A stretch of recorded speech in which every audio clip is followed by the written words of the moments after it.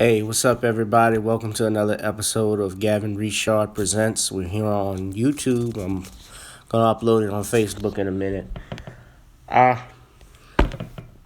I wanted to discuss as I'm sitting here watching the raindrops fall on my window from this tropical storm.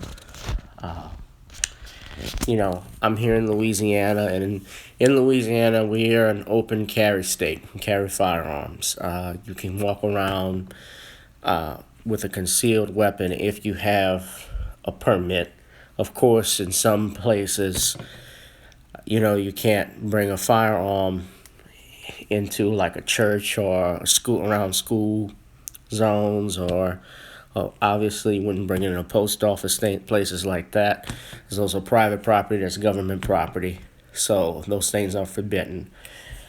I'm just thinking about this because I have a concealed carry permit as new members of my family, and my mother and father in particular.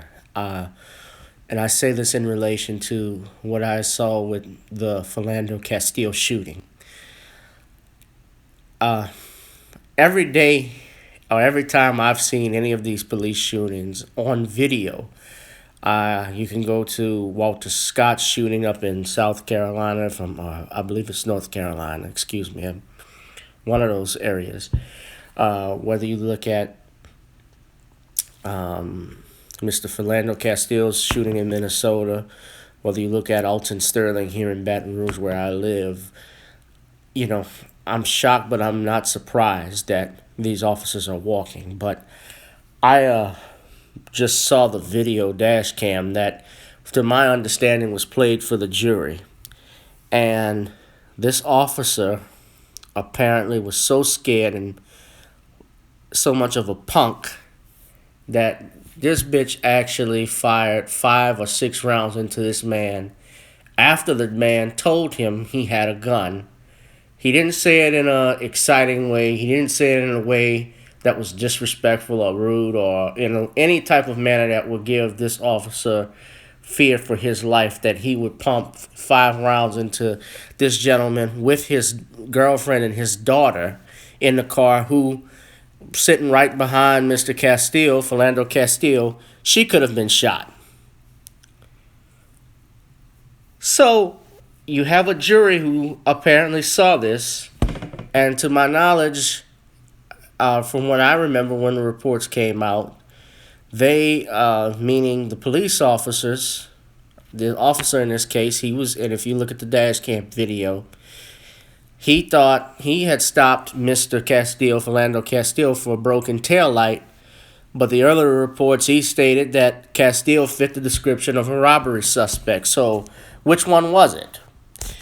And then on top of that, another police officer is standing on the side of the car, so he was watching Mr. Castile's girlfriend, Miss Reynolds, Ramona Reynolds, I believe that's her name. I could be wrong. And you had the infant daughter in the back seat. So nowhere in the video, though, did Mr. Castile ever threaten this police officer. In fact, when he calmly told the police officer, getting back to what I was saying earlier, that he had a gun in the car, which we're required to do when we carry concealed permits. They've taught us, and I can tell you this, they've taught us before that whenever you're stopped with a police officer, you can announce that you have a concealed carry permit.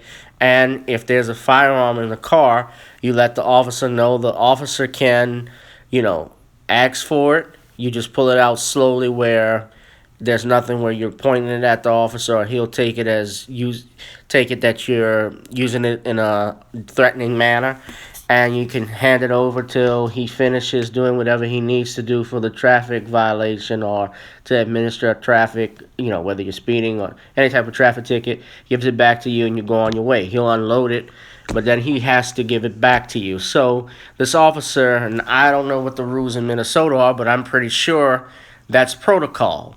And this man, instead, when Mr. Castile tells him this, which goes back to another point, if the officer feared for his life, why would Mr. Castile even bother to tell him he has a gun in his car? What criminal actually does that when they get stopped by the cops? A criminal's not going to tell you what he's about to do or what he's done, because he's not trying to get into a shootout with you unless he knows for a fact it's about to go down and he's got no other alternative. But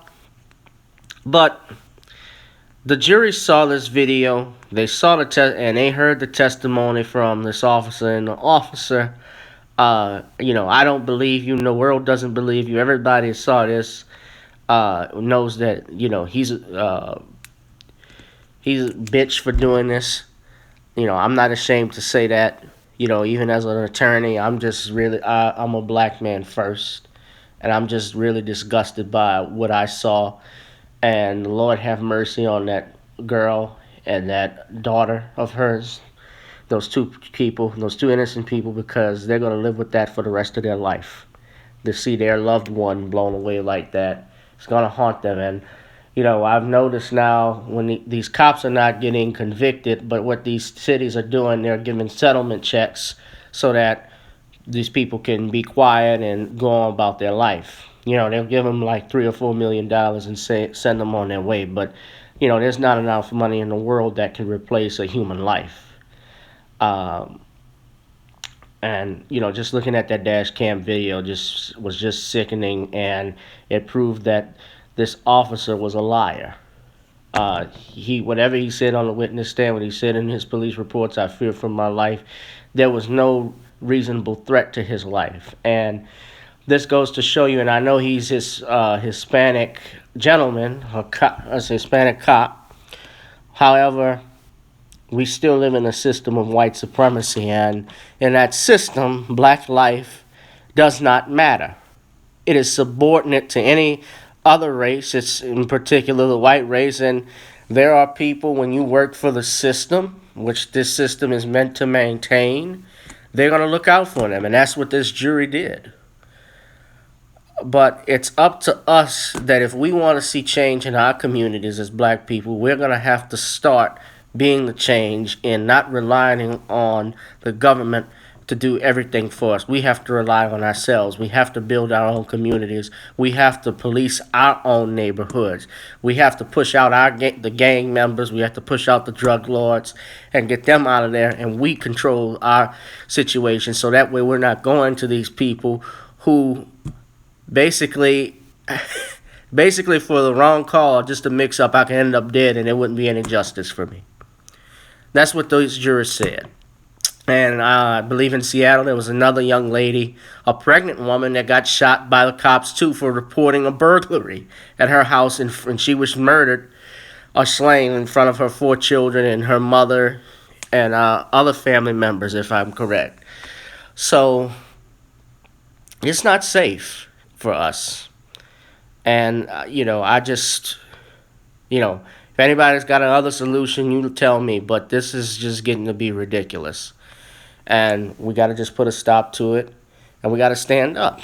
And that's the only way anybody's going to respect us as black people. You don't get to walk and talk love with the bully. The bully respects you once you hit him right in the mouth. So I'm not advocating us committing any crimes or anything, but I do believe we have to defend ourselves. And, that Castile video, I just wanted to comment on it. Excuse me. I wanted to comment on it just because I was just real disgusted about what I saw. And, if the jury wasn't influenced by the Facebook Live video, they saw this. And I know from what I understand, they did see this video. But the audio, if I'm correct, may have not been released. But, it seems like they would want to release something like that for a trial. It seems like they should have released that if you were the prosecutor, as well as releasing the investigation tapes, which from my understanding, the prosecutors did not do. They tried to bring something on cross-examination about how the officer in this case responded. But at any rate, that's it for me. That's it for today. Look out for another video. This is Gavin Richard with Gavin Richard Presents. I'm going on 10 minutes, but I just needed to rant and just say what I needed to say. Peace and love, family.